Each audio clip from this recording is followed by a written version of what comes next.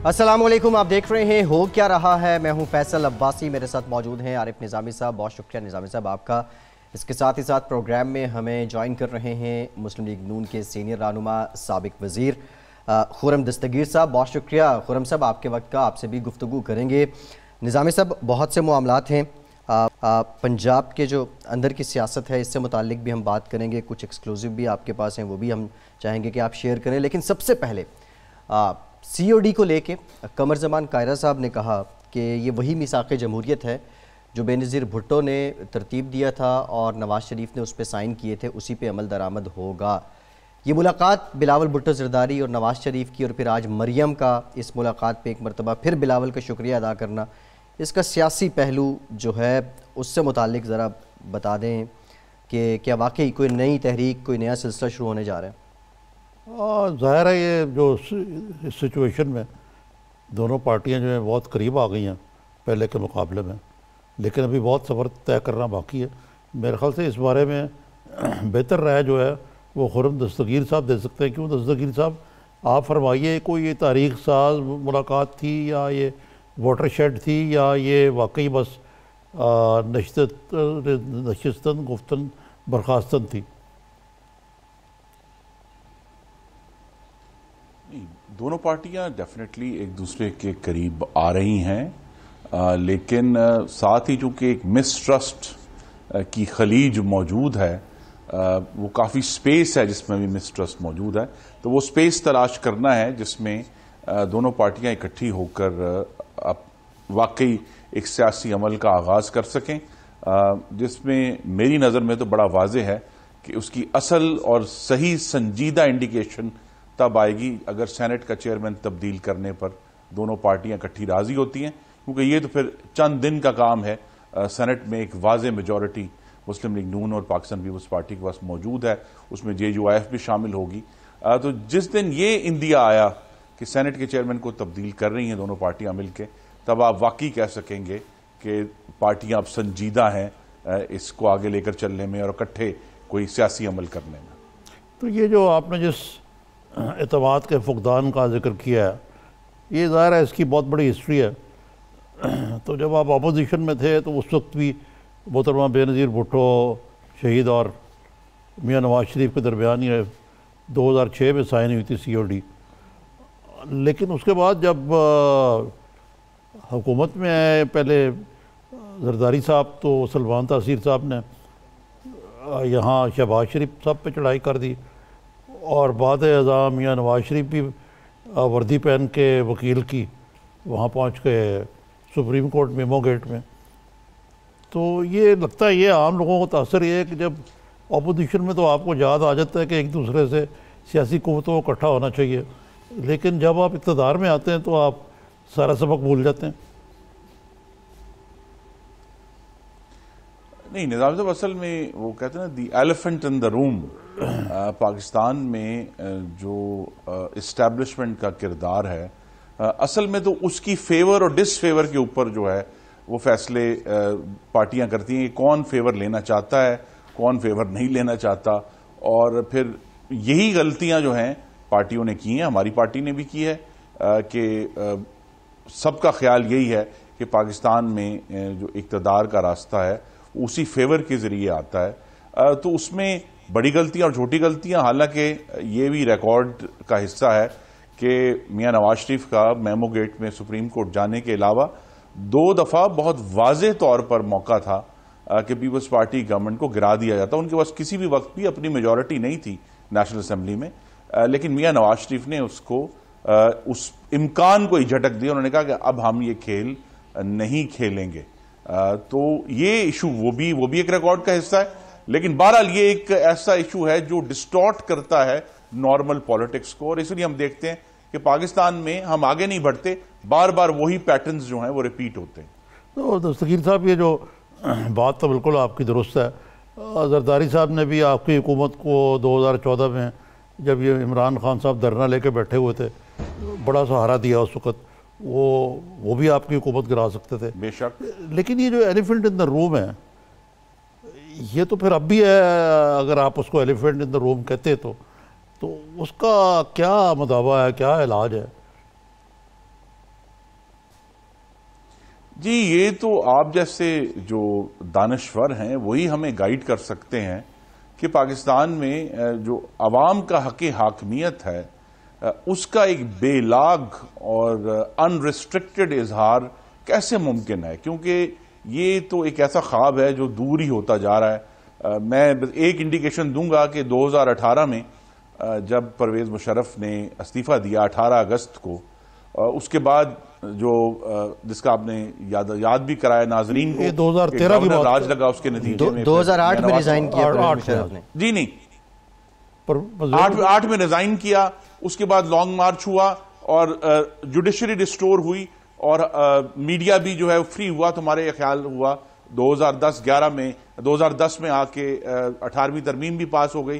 तुम्हारा यह ख्याल था, मेरे जैसे लोगों का खुशफहम जो थे, कि जी शायद पाकिस्तान वाकई जमहूरियत की राह पर चल पड़ा है। लेकिन हमने देखा कि 2013 के बाद से एक पूरा ब्लो बैक आया है कि मीडिया पर भी दोबारा कदगने लगी, पार्लियामान भी दोबारा जो है उसी अंगूठे के नीचे चली गई और अदलिया भी वहीं पहुंची। और हम जो है वो उसका सबसे अल्लाह ताला ने एक बड़ा संगीन इजहार किया कि 18 अगस्त 2018 को परवेज मुशर्रफ के ठीक 10 साल बाद इमरान खान ने वजीर आजम का अलग उठा लिया। तो जहां से हम शुरू हुए थे पूरा चक्कर घूमकर वहीं आ गए।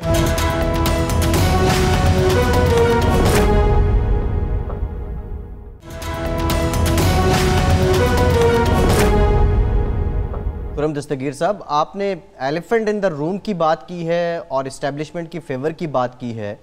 ये मिसाक़ी जमहूरियत तो बेसिकली था ही कि ऐसी फेवर ना ली जाए, लेकिन जो 2 हवाले निज़ामी साहब ने दिए मेमो गेट का, फिर एक और रेफरेंस, उसमें तो आप नहीं समझते कि आपकी क़यादत की जानिब से वो कई रेफरेंसेस दिए जा सकते हैं, लेकिन इख्तिसार की वजह से मैं नहीं। जी, बहुत से रेफरेंसेस हैं, तो आपकी क़यादत की जानिब से कहीं गलती हुई है? तो जी बिल्कुल कोताहियां हुई हैं इस मामले में कि जब तक हुकूमतें जो हैं, जब हुकूमत आ जाती है तो शायद उसको चलाने के लिए, या जब आप हुकूमत में नहीं होते तो हुकूमत तक पहुंचने के लिए वो एक इतना बड़ा डिस्टॉर्शन फैक्टर है पाकिस्तान की सियासत में कि उसे इग्नोर भी नहीं किया जा सकता। और वो एक पूरा एक पावर सेंटर है पाकिस्तान की मुआशरत में भी और सियासत में भी और मुईशत में भी। तो लिहाजा ये जब तक वो कायम रहेगा, मुझे तो फिलहाल जो है इतना आसान नहीं लगता कि आने वाले सालों में किसी भी तरह जो है हम जो वाकई रेस्टोरेशन जिस तरह का ख्वाब 18 अगस्त 2008 को देखा था वो कहीं करीब भी आए हमारे, क्योंकि अभी बड़ा वक्त लगेगा और पार्टियों की जो सूरत हाल है वो भी उस तरह की नहीं है कि वो उसके लिए वो सही जदोजहद कर सकें जो वाकई इस मामले की मतकाजी है। तो खुर्रम साहब, ये तो देखे ना, जरदारी साहब को मौका मिला 5 साल, आप लोगों को 4 साल मौका मिला, लेकिन आपने तो आइन में भी वो डिस्टॉर्शंस जो थी। 4 साल कैसे निज़ाम में सब 5 साल मौका था? 4 साल भैया नवाज शरीफ रहे ना। अच्छा, नवाज शरीफ साहब। वो बाकी पीरियड को मैं ठीक। वो जैसे इन्होंने कहा ना, बिल्कुल वो एक इसरारी कैफियत वाला पीरियड था, इंस्टेबिलिटी का था, और वो बहुत कुछ हो रहा था तब। और बहुत तजिया नगारों की तो राय है कि ये पनामा गेट से जितना नुकसान हुआ पाकिस्तान को, वो जो नाम नहाद करप्शन से उससे कई गुना ज़्यादा इकनॉमिक लिए भी नुकसान है, वो खैर अलग बहस है। लेकिन मैं ये कह रहा था कि जब आप पावर में थे 4 साल, तो आपने तो कुछ नहीं किया। मतलब है कि आइन में वही चीज़ें, मसलन मियां साहब ने अब काफ़ी अफसोस मिला कल जब मिले हैं वो बिलावल साहब को कि यार मुझे बड़ा अफसोस है कि हमने आपकी बात नहीं मानी कि 62-63 को ख़त्म कर दें।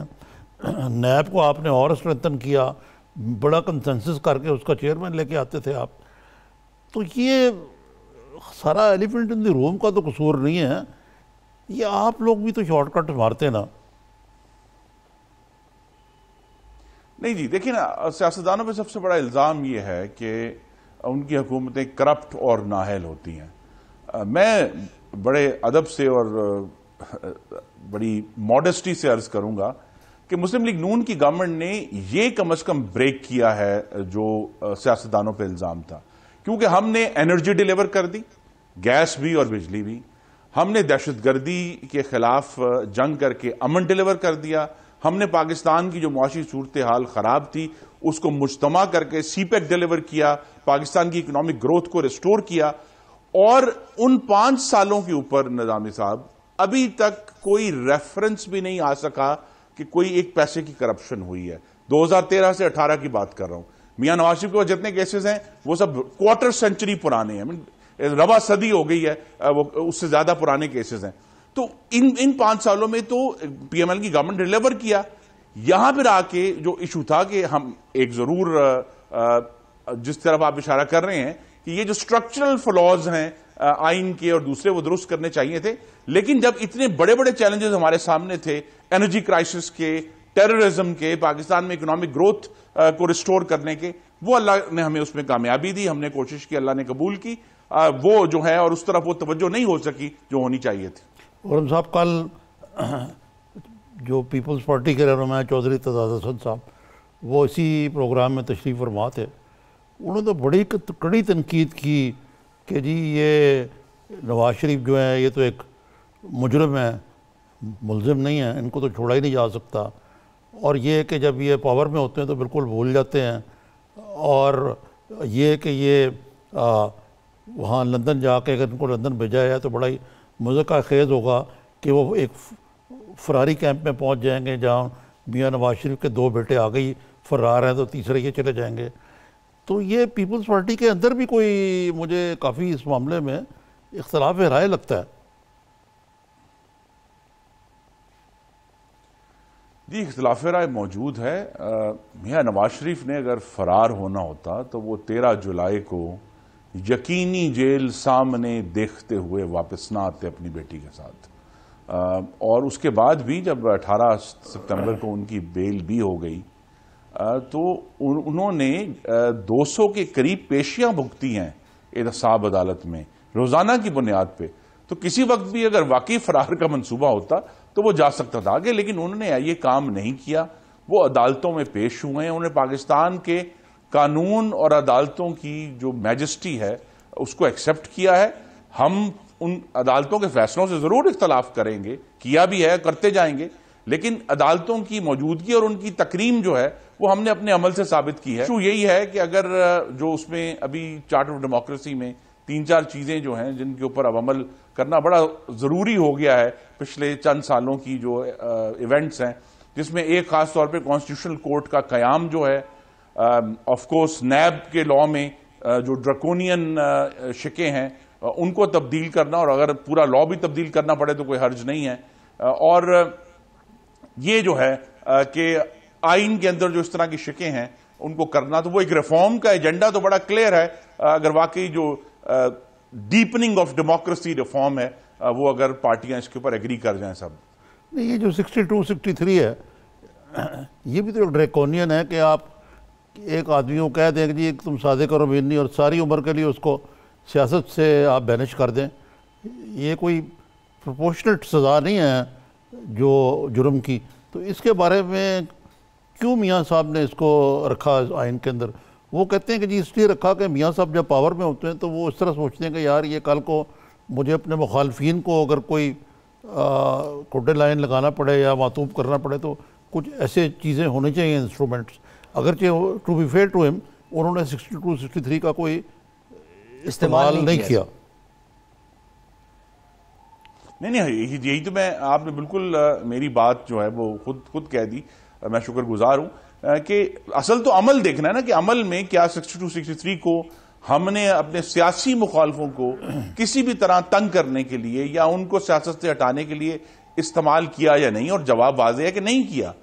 तो इस तरह की जो शिकें हैं वो अभी तक मौजूद हैं, और इस पर गौर करना पड़ेगा कि जब हमारे सामने एक मुस्तकिल तौर पे ऐसे हालात पैदा हो जाते हैं कि रियासत के तमाम जो पिलर्स हैं वो उनकी जो एक्शंस हैं वो उस तरह नजर नहीं आते जिस तरह नजर आते हैं, या वो तजावुज करते हैं अपने जो उनकी हद है, तो फिर ऐसी जो pro democracy, deepening of democracy, किसी ने कहा है ना जी कि the cure for democracy is more democracy. तो ये जो डीपनिंग ऑफ रिफॉर्म है, या अगर सर्टन शिकें जो है हमें आइन से निकालनी है तो वो सब, वो इसलिए मैं कहता हूं रास्ता बड़ा वाज़ेह है, कुछ ज्यादा इस पर काम करने की जरूरत नहीं है पीपल्स पार्टी और पीएमएलएन को कि क्या करना है। ठीक है, एक ब्रेक लेना है। ब्रेक के बाद जब वापस आएंगे हम सब दस्तगीर साहब से ये भी पूछ लेते हैं, नैब कवानीन को बदलने की ये बात कर रहे हैं। जब डॉक्टर आसिम के खिलाफ इंक्वायरियाँ हो रही थी उस वक्त पीपल्स पार्टी चीख चिल्ला रही थी, और इनकी हुकूमत थी विफाक में, और उस वक्त इन बातों पे कान क्यों नहीं धरे गए। कुछ दीगर मामलात पे भी बात करेंगे, हमारे साथ रहिए।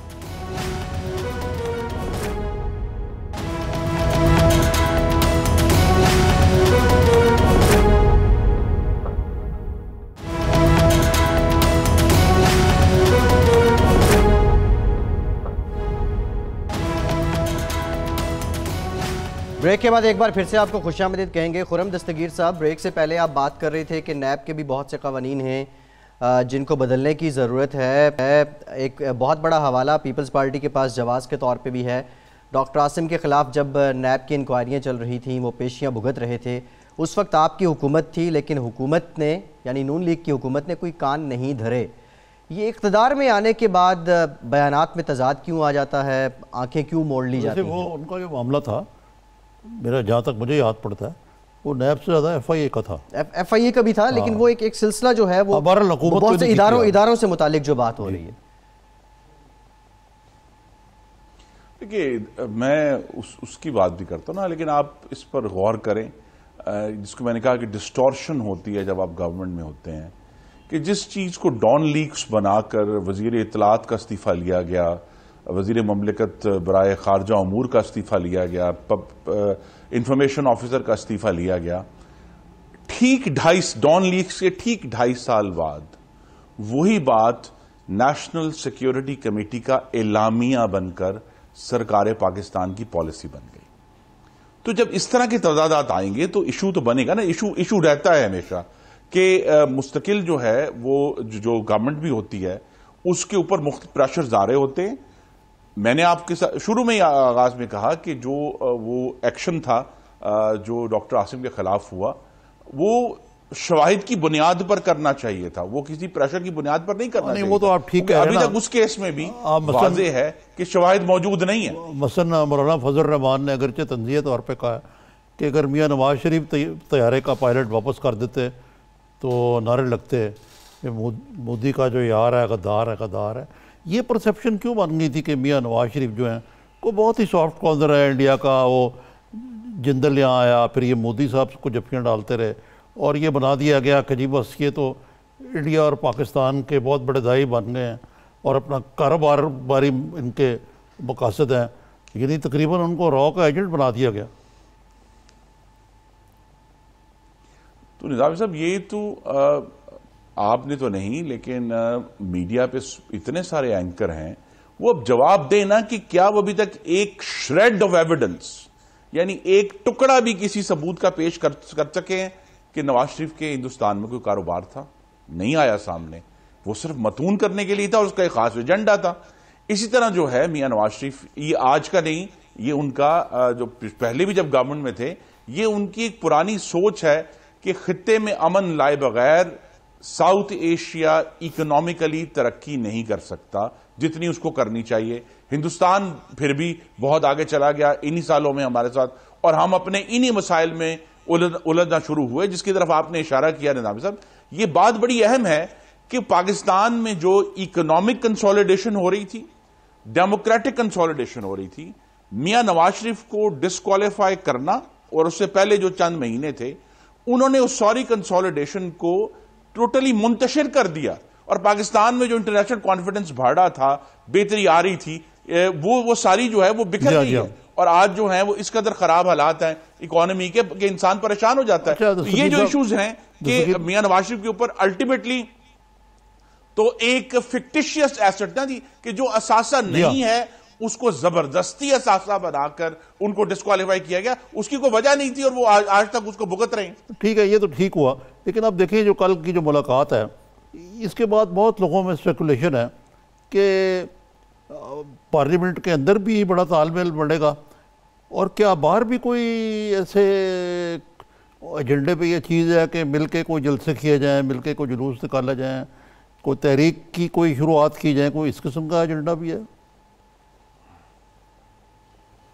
जी, इसके ऊपर गुफ्तगू कुछ इब्तदाई हुई है, लेकिन इस पर फैसला भी कोई नहीं है अभी। गुफ्तगू जब भी पार्लियामेंट का सेशन होगा उससे पहले भी कुछ मुलाकातें होंगी, तो उसमें फैसला किया जाएगा कि भी इसको सड़क पर लेकर जाना है नहीं।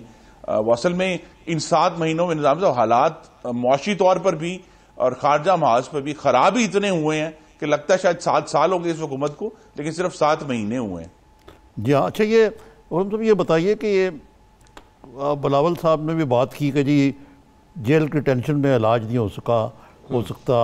वो इमरान खान साहब कहते हैं जी जहाँ मर्जी आप इलाज कर रहे हैं। मियाँ साहब आखिर चाहते क्या है कि कहाँ उनका इलाज हो और कैसे हो और किसके हाथों हो? जी ये तो मियाँ साहब और उनका ख़ानदान बेहतर बता सकते हैं वो क्या चाहते हैं, लेकिन ये भी आपके तवज्जुह से आपके नाजरीन तक मैं बात पहुँचाना चाहता हूँ कि हस्पताल ले जाना इलाज करवाना नहीं होता।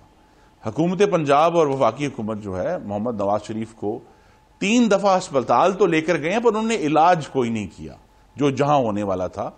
और नवाज शरीफ की एक्चुअली जो 2011 में एक बहुत सीरियस कॉम्प्लिकेशन हुई थी हार्ट के एक प्रोसीजर के दौरान, उसकी वजह से उनकी जो एंजियोग्राफी है वो भी कोई आसान काम नहीं है, उसको बहुत सोच समझ कर करना पड़ेगा। तो हमारी तो यही है कि भाई अगर संजीदा तौर पर ये वाकई इलाज कराने में हैं तो मुझे यकीन है कि मियाँ साहब उस पर जरूर एग्री करेंगे। लेकिन चूंकि अब वो 2 हफ्ते से किसी से मुलाकात भी नहीं हुई बिलावल साहब के अलावा, वो भी एक बड़ा खास था और सिर्फ खानदान से मिल रहे हैं, तो मैं जो उनकी मौजूदा सोच है उससे आगाह नहीं हूं। ठीक, बहुत शुक्रिया खुर्रम दस्तगीर साहब, बहुत शुक्रिया आपके वक्त का, आप हमारे साथ मौजूद थे। साहब, ये नवाज शरीफ साहब का क्या इलाज के लिए लंदन जाना ज़रूरी है, और अगर है तो क्यों? देखिए, मैं तो कोई माहिर नहीं हूँ इस मामले में, कोई हतमी राय देने वाला, लेकिन मेरी कुछ ऐसे लोगों से बात हुई है जो कार्डियोलॉजिस्ट होने के अलावा मियाँ नवाज शरीफ को एग्जामिन भी कर चुके हैं, और उनमें कुछ ऐसे भी हैं जो कार्डियोलॉजिस्ट होने के अलावा कार्डियक सर्जरी भी कर सकते हैं। उनका कहना यह है कि जो 2011 में इनकी जो कॉम्प्लिकेशन हुई थी, ये almost died on the operation table, क्योंकि इनकी जो आर्टरी थी वो पंक्चर हो गई थी। फिर इनका दोबारा 2016 में प्रोसीजर हुआ बाईपास। 2011 में नवाज शरीफ को नई जिंदगी मिली है ऑपरेशन के दौरान। जी जी बिल्कुल, और 2016 में दोबारा इनकी रीडू हुआ, 16 ही था मेरे ख्याल से। जी 2016 में आई जी।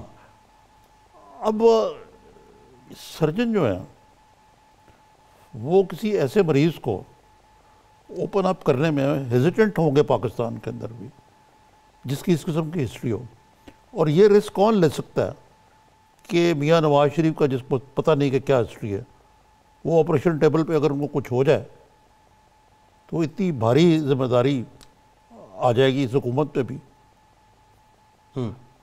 तो उनका इसमें जो इसरार है ना कि उनका इलाज जो है वो उसी टीम को करना चाहिए जिनको उनकी मेडिकल हिस्ट्री पता है, क्योंकि ये रीडू नहीं बल्कि ये ट्रिपल है, ये तीसरी दफ़ा है। अच्छा, तीसरी दफ़ा है, और ये तो अब बात मुसलमा हो गई कि बीमार है, उनकी ज़िंदगी में बदपरहेज़ी, गाउट, शुगर, हर किस्म की उनको बीमारी है, ब्लड प्रेशर वगैरह वगैरह। तो ये खाली टोपी ड्रामा नहीं है, इसके पीछे थोड़ी सी हकीकत भी है। अब ये और बात देखने की है कि जिस तरह बिलावल साहब ने उनको वहाँ कराची में दावत दी है, वो भी अपनी जगह पे है, लेकिन मियाँ नवाज शरीफ को डरे हुए हैं यहाँ पे इलाज कराने से। और ये डॉक्टर्स जो पाकिस्तान में सर्जन्स हैं, क्या वो खुद करना चाह रहे हैं इलाज? मेरा नहीं ख्याल जिन लोगों से आपकी बात जी हुई जी है वो... जी बिल्कुल, ये मेरा नहीं ख्याल कि ऐसी बात है। और अब ये मामला जो है ये बहुत बड़ा डिलेमा, मखमसा इमरान खान साहब और उनकी हुकूमत के लिए भी है कि फ़र्ज़ करें वाकई जिस तरह के उन्होंने कहा है खुर्शीद शाह ने, साबिक leader of the opposition Peoples Party के, कि अगर कुछ हो जाता है तो हुकूमत जिम्मेदार होगी, और वाकई अगर कुछ हो जाता है तो इससे एक बहुत बड़ा मसला खड़ा हो जाएगा इस हुकूमत के लिए। अच्छा, हुकूमत को आपको लगता है इदराक है कि ये कितना बड़ा मसला खुदा मेरा ख्याल है कि इदराक है। और अब ये जो कोर्ट में दोबारा मियाँ साहब गए हैं, बॉल जो है वो कोर्ट में फेंक दी गई है, सुप्रीम कोर्ट के। अब ये फैसला कि वो उनको बाहर इलाज जाने की, और दूसरे मेरी जो इन्फॉर्मेशन है कि मियाँ नवाज शरीफ जो है 1 वे टिकट पे नहीं जाना चाहते। अच्छा, हाँ, वो वापस आएंगे। वो वापस आएंगे, इलाज के बाद वापस आएंगे, नहीं आएंगे तो सियासी धचका होगा, नुकसान होगा उनको। ऑलरेडी पॉलिटिकली डैमेज हो रहे हैं ना वो, कि लोगों को तो नहीं पता है जो मैं आपको अच्छा गुफ्तगू बता रहा हूँ। ये निज़ामी साहब जो आप ये बात उनकी सेहत से मुतालिक बता रहे हैं, ये बड़ी कॉन्फिडेंशियल है। ज़ाहिर है डॉक्टर्स के पास हिस्ट्री तो होगी, डॉक्टर्स ने आपकी नज़र में मौजूदा जो हुकूमत है उसको ये बता दिया है कि ये मामला इतना संजीदा है, और आपको क्या बिल्कुल बता दिया। और तभी मुझे समझ नहीं आती है जो फिक्रबाजी होती रहती है फवाद चौधरी साहब और शेख रशीद वाले, ये क्यों हो रही है।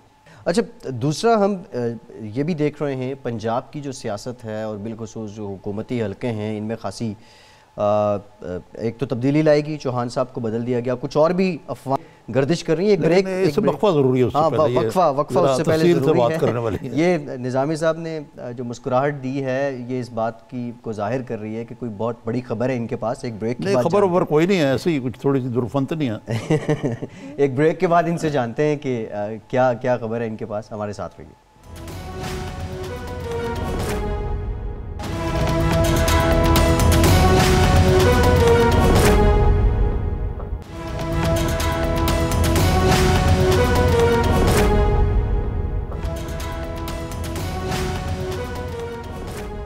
ब्रेक के बाद एक बार फिर से आपको खुशामदीद कहेंगे। पंजाब की सियासत का कुछ हम तज़किरा कर रहे थे ब्रेक से पहले। निज़ामी साहब, वज़ीर-ए-आज़म पाकिस्तान से चौधरी शुजाअत हुसैन ने तारिक बशीर चीमा ने मुलाकात की है। इससे पहले काफ लीग और PTI के कुछ तहफ़्फ़ुज़ात थे। आज फिर ये बयान जो सामने आया ऑफिशियल काफ लीग का वो यही है कि हम इत्तेहाद हमारा मजबूत है, हम हुकूमत के साथ हैं। लेकिन पंजाब में क्या हो रहा है? लेकिन सबसे पहले तो काफ लीग की जो हिकमत अमली पे उस पर ज़रा बात कर ली जाए। साथ हैं लेकिन they want to extract their pound of flesh, यानी कि अपना पूरा सियासी वजन जो है उसकी कीमत भी तो वसूल कर रहे हैं ना। अब उनको आमतौर पर मीडिया में आ रहा है कि वजारतें चाहिए उनको, शाफे और मोहन सलाई का नाम आ रहा है जो मैं सुन रहा हूँ। एक तो ये एजेंडा है। तारिक बशीर चीमा जो है वो बहालपुर सूबे की बात करते हैं, लेकिन ये सूबों की बातें जो है ना ये सियासी सौदेबाजी के लिए। आप खुसरो बख्तियार को देख लें, आप नाम लेते हो, ऐसा ही है, कोई नाम नहीं। आपने घुंघनियाँ पड़ गई। आप कहाँ गया वो जनूबी सूबा, महाज भी एक बना था उस वक्त, कहाँ गया वो। तो ये तो तरीक़ेकार होता है इनका। अब असल बात यह है कि आम तसर ये है कि चौधरी परवेज़ इलाही जो है वो उस्मान बुज़दर की जगह लेना चाहते हैं वज़ीर आला पंजाब। अच्छा, आम तो असर यही है ना।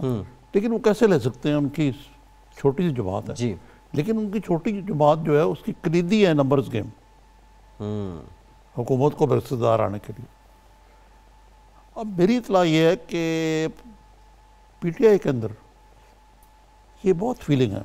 अगर जी ये उस्मान बुज़दार साहब जो हैं ये वसीम अकरम के तौर पे आए हैं, लेकिन शायद खान साहब को एहसास हो गया होगा कि टैलेंट सियासत जो है it's not cricket in more than one ways. और मामलात पंजाब में बिल्कुल हर चंद के हैं कि नहीं हैं, एक कदम आगे दो कदम पीछे के मुतरादिफ हैं। Nothing is moving. एक आध वज़ीर के अलावा वज़ीर ही बड़े को जानता ही नहीं क्या काम कर रहे हैं, तो कारकर्दगी बिल्कुल ही सिफर है। अब खान साहब का मॉडल ये था कि KP की तरह मैं रिमोट कंट्रोल तो चलाऊंगा। ये साहब जो हैं बुज़दार साहब बड़े नफीस और शरीफ आदमी हैं। PTI के अंदर उस्मान बुज़दार की कारकर्दगी को लेके क्या राय है? PTI की अंदर भी, पंजाब में भी और वफाक में भी राय ये है कि ही इज़ नॉट डिलीवरिंग। और Punjab is the jewel in the crown. अगर पंजाब जो है उसमें PTI की कारकर्दगी नहीं दिखाई जाती। मसलन आज लैपटॉप की स्कीम के बारे में बात करें जी, शहबाज शरीफ साहब को बड़ी कर दिया उसमें जी कि कोई कमीशन नहीं खाएगी, ये सारे बैलेट पे हुए हैं। इससे पहले वाले अगर तो सुप्रीम कोर्ट में गई नायब, लेकिन वो ठुस हो गए केस। फिर शहबाज शरीफ साहब अपने मुंह से कहते थे पंजाब स्वीट, पंजाब स्वीट थी या नहीं थी, बहुत तेज था उनका मामला।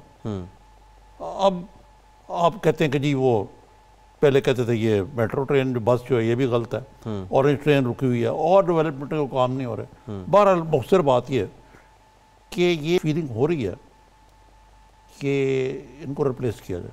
ये अफवाहें आप कह रहे हैं कि इसमें किसी हद तक सदाकत भी है? इस हद तक सदाकत है कि नज़रसानी ज़रूर हो रही है, ठीक, लेकिन मेरी इत्तला के मुताबिक चौधरी परवेज़ इलाही ने अल्टीमेटम दिया। ये अजीब बात बता दूँ किसको? कि जहाँ गए हुए थे आज, अच्छा, कि अगर बुज़दार को इधर उधर किया गया तो हम खिसक जाएंगे, हम कोalition छोड़ देंगे।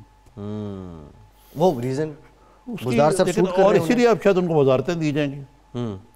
ये ब्लफ उनका कॉल करना खान साहब की सियासी बसीरत है, इसलिए कि ये देखें ना, अगर कोई कमज़ोर वज़ीर आला हो तो उससे आप जो मर्जी काम ले लें, काम कराते रहें, अपने काम निकालते रहें, सारा कुछ होता रहे उनका मुताबिक। और चौधरी बरादरान तो कारीगर हैं सियासत के, वो तो समझते हैं। नहीं, बहरहाल वो मैं तो बड़ी उनकी इज्जत करता हूँ, वज़ादार हैं, रख रखाव है, मुकबका भी कर लेते हैं, मिट्टी भी डाल देते हैं। तो नहीं, एक्सपर्टीज तजर्बा उनका तो है ना, बुज़दार साहब के मुकाबले में आप देखें, वो तो पहले अब वो स्पीकर हैं बुज़दार साहब को वो चला रहे हैं जी। खान साहब चलाना चाहते थे वहाँ से। तो ये जो कड़मस है जिसको पंजाबी में कहते हैं, इसमें पंजाब की मुर्गी जो है वो हराम हुई हुई है। अवाम को नुकसान हो रहा है आप कह रहे हैं? पंजाब को अगर देखना, पार्टी को भी तो नुकसान है ना, तो ये नज़रसानी हो रही है इस पर। अच्छा, अब प्रॉब्लम ये है कि दूसरा प्रॉब्लम ये आ जाता है पीटीआई का कि कहतुल रजाल है। कहतुल रजाल का मतलब है कि बंदों की किल्लत है। अब वो एक है असलम साहब, मियाँ असलम, जो जी जी, मियाँ असलम इकबाल वजीर, उनका नाम लिया जा रहा है मसलन। अलीम खान ठुस हो गए, देखे ना, कोई लॉ ऑफ नेचर भी है, बेचारे बहुत परेशान है बेचारे अलीम खान साहब। हाँ, उनको तो देखे ना, वो नैब उनका को अच्छी तो नहीं कर रही ना जी। तो इस सूरत हाल में ये पंजाब में कुछ तगैर पजीर है मामलात। और आपने नोटिस किया होगा खान साहब वक्तन फ़वक्तन आके जो यहाँ मीटिंग करते हैं, उसकी कोई वजह तो है ना। ऑब्वियसली उनको आना पड़ता है, और फिर इसके साथ साथ जो असल में बात ये मैं आपसे कहूँगा कि सियासत में फैसले सियासी बुनियादों पर करने चाहिए, ना क्रिकेट की बुनियाद पे, ना ज़ात की बुनियाद पे, या को ख़ानदानी सवारिश की बुनियाद पे। अब बुज़दार साहब जो है, मैं पहली दफ़ा मिला तो कहने लगे, भाई मैं तो लाहौर से वाकिफ़ ही नहीं हूँ, एक माल रोड की सड़क आती है, मेरे ड्राइवर को भी नहीं आता कोई रास्ता। अच्छा, ये वज़ीर आला पंजाब ने आपसे कहा? मतलब वो, और उन्होंने कोई सीखने की भी कोशिश नहीं की मेरे ख्याल से। अच्छा, हाँ, मेरी नाकस राय। ये वैसे जो आपने निज़ामी साहब जो बातें की हैं बड़ा इंटरेस्टिंग है, लेकिन अल्टीमेटली एक जो बात कॉम्पिटेंसी एनालिसिस अगर हम करें शहबाज शरीफ साहब के साथ और उस्मान बुज़दार साहब का, तो वो तकाबुल बड़ी हद तक नहीं बनता है किसी भी हवाले से। अगर हम देखें जो फुर्तियाँ, जो चौकस, बात यह कि पीटीआई इलेक्शन जीती पंजाब में। अच्छा निज़ामी साहब, एक और डेवलपमेंट, जॉन बोल्टन साहब जो हैं मुशीर कौमी सलामती के अमेरिका के, उनसे हमारे वज़ीर ख़ारिजा शाह महमूद कुरैशी साहब का रब्ता हुआ, और कुरैशी साहब का ये कहना है कि यकीन दहानी हमने करवाई है, जो कलदम तंजीमें हैं उनके ख़िलाफ़ कार्रवाई करेंगे। इस वक्त जो हालात बनते जा रहे हैं, पाकिस्तान अपना हाउस इन ऑर्डर करने की जो काविशें हैं वो जारी हैं, लेकिन इंटरनेशनल जो सिनेरियो है, इंडिया की जानिब से जो लॉबिंग मज़ीद तेज़ कर दी गई है और जो ये यकीन दहानी करवाई गई है। इंडिया के जो खारजा सेक्रेटरी हैं वो 3 दिन के सिक्योरिटी दौरे पे जी अमेरिका में मौजूद हैं उनके, लेकिन सिक्योरिटी का जो प्लान होता है, लेकिन जाहिर है वहाँ बात क्या होगी सिक्योरिटी की, पाकिस्तान के खिलाफ ही होगी ना। जी ऑब्वियसली, इसीलिए कुरैशी साहब ने जॉन बोल्टन को फ़ोन किया, और जॉन बोल्टन साहब ने एक और बात के अलावा ये बात कही है, आपने नोटिस किया होगा कि वो नॉर्थ कोरिया में थे, पोम्पे, और वो तो हमें, लेकिन इसके बावजूद अमेरिका ने कलीदी किरदार अदा किया इस क्राइसिस को डिफ्यूज़ करने में, और चीन ने भी कलीदी किरदार अदा किया। फिर चीन और सऊदी अरेबिया का इस मामले में भी तालमेल है। लेकिन यहाँ मैं बात करना चाहूँगा चीन की। अब कल वो जो सिक्योरिटी काउंसिल में जेम को, जैश मोहम्मद को और दूसरी तंजीमों को के ख़िलाफ़, मसूद अजहर साहब के ख़िलाफ़ UN की जो पाबंदी है उस पर करारदाद आने वाली है। सफारती घोड़े आप नहीं समझ रहे कि दौड़ रहे हैं, जिस तरह शाह महमूद कुरैशी साहब बता रहे हैं। दूसरी जानिब हम इंडिया को देख रहे हैं, वो अमेरिका भी पहुंचे हैं, उनके लॉबिस्ट भी काम कर रहे हैं, हमारे यहाँ अगर हमारे लॉबिस्ट काम कर रहे हैं, सफ़ीर काम कर रहे हैं, सफारतकारी हो रही है, तो फिर इस तरह की बातें सबसे कि पहले चीन तो भी अब हैंड्स अप कर रहा है, हमारे लॉबिस्ट भी नहीं हैं ऐसे अमेरिका में जैसे इनके, जैसे इंडिया के हैं। इंडिया के। नंबर 2, मुझे खदशा ये है कि हमने इस बार तो भारत का जो वार था, फौजी वार था, उसको नाकाम बना दिया। हमने बातचीत की पेशकश करके दुनिया के दिल भी मोह लिए, अखलाकी जीत ले ली। अखलाकी जीत ले ली, लेकिन डिप्लोमेटिक महाज पे हम कहीं मार ना खा जाए, इसके लिए काम तेज़ करना होगा। इसलिए हमें ऐसा काम करना होगा कि ये ना कहें कि इंडिया जिस तरह वो जी छोड़े, पहले भी कई दफ़ा कह चुके हैं वी आर नॉट सेटिस्फाइड। उन्होंने तो ये कहा ना, फर्स्ट ऑफ ऑल हमें इंडिया को सेटिस्फाई नहीं करना, लेकिन हमने दुनिया को सेटिस्फाई करना है कि चाहे इस किस्म के जो नाम नहाद जिहादी ग्रुप हैं, चाहे वो किसी भी मकसद के लिए इस्तेमाल हो, अफ़गानिस्तान में हो, इधर हो, अमेरिका के ख़िलाफ़ हो, हम सबको take no prisoners, zero tolerance policy जो है उस पर अमल कर रहे हैं। ये हमें दुनिया को कायल करना पड़ेगा। लेकिन निज़ामी साहब देखें, इसमें जब हुकूमत पाकिस्तान है, जिस तरह की कार्रवाइयाँ अभी शुरू की गई हैं, नेशनल एक्शन प्लान का हवाला भी दिया गया है, नहीं है हुकूमत की नीयत पे शक, लेकिन इससे पहले जो पाकिस्तान ने कुर्बानियाँ दी हैं या पाकिस्तान ने टेररिज्म के लिए जो कुछ किया है, उसका इदराक भी तो पाकिस्तान नहीं करवा सका दुनिया को। अगर उसका इदराक हो जाता तो शायद ये दिन ना देखने होते। ये हमारी कमज़ोरी है ना कि 80,000 लोग शहीद हुए, 70-80,000 जी। पाकिस्तान को सबसे ज़्यादा नुकसान हुआ। इक़्तिसादी तौर पर जो नुकसान हुआ है उसका तो आप अंदाज़ा ही नहीं कर सकते। ठीक है ना जी। इसका मतलब है कि जो हमारी साबका हुकूमतें रही हैं कम अज़ कम और क़यादतें रही हैं, उनकी हिकमत अमली में कोई ना कोई तो फॉल्ट थी ना। तो खाली ये कह के हम विक्टिम हैं और जनाब हमसे बहुत बुरी कर रही है दुनिया, हम तो बड़े अच्छे हैं, वो काम नहीं चलता इस तरह। अच्छा, ये जॉन बोल्टन ने शाह महमूद कुरैशी साहब से मुतालिक ट्वीट भी की और कहा कि उन्होंने यकीन दहानी करवाई है कि हम कार्रवाई करेंगे। अब अमेरिका का ही मौक़िफ़ है, अमेरिका ही बाद में कहता है कि पाकिस्तान हमें यकीन दहानी करवा देता है और पाकिस्तान। ये बोल्टन साहब जो है ना, ये बहुत बड़े हार्ड लाइनर है, हॉक है वहाँ पे, तो उनकी बातों पे आप चिकनी चुपड़ी बातों पे ना जाएं। इस वक्त अमेरिका का मसला ये है कि उनको पाकिस्तान की ज़रूरत है अफगानिस्तान के जो तालिबान से, क्योंकि वो वहाँ से निकलना चाहता है, 17 साल जो जंग है। लेकिन खान साहब ने बिल्कुल ठीक कहा था वहाँ GHQ में, मुझे याद है 6 सितंबर को, कि हम ना दूसरों की जंग लड़ेंगे ना ही दूसरों को हमारी सरजमीन इस्तेमाल करने देंगे। He has to strictly walk the talk on that count. बिल्कुल ठीक। अच्छा, ये जो इस वक्त सियासी हालात चल रहे हैं, शेख रशीद साहब ने एक बात की कि जुगाड़ लगा लिया है शहबाज शरीफ साहब ने, ये क्या बात है निज़ामी साहब? ये मुझे बताया जुगाड़ लगाने का हक सिर्फ शेख रशीद को ही हासिल है। नहीं, शेख रशीद साहब का तो ताहयात जुगाड़ नहीं है आपकी नज़र में? सदाबहार जुगाड़ है उनके पास। देखिए यार, वन मैन पार्टी है PMLN, अब भी कौमी असम्बली में सबसे बड़ी सियासी जमात है बरसदार जमात के बाद।